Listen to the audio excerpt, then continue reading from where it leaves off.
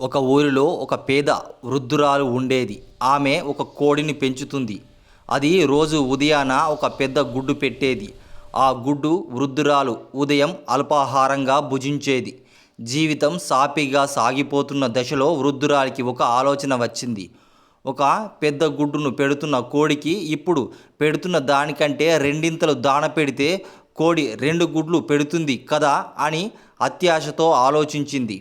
ఆలోచన వచ్చిందే తడవుగా కోడికి ఇచ్చే దానను రెండింతలు చేసింది. కోడిని కన్న కూతురిలా చూసుకోవడం మొదలుపెట్టింది. కొన్ని రోజులకు ఒకే పెద్ద గుడ్డు పెట్టే కోడి రెండింతలు దాన తిని సుష్టిగా నిద్రపోయింది.